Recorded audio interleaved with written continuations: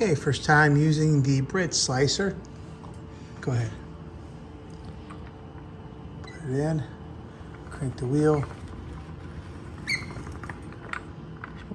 That's pretty thin. Thin piece of bread.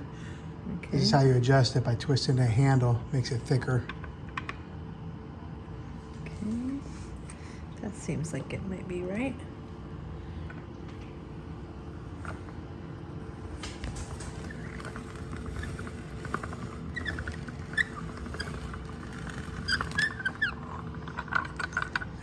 Pull it out here.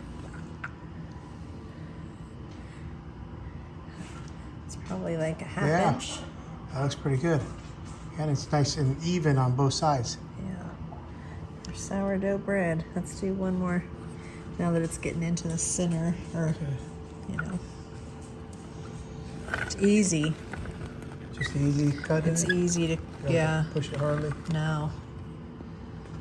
Okay, and then Yeah, look at that's that. like a nice thickness. Yeah, bread slicer.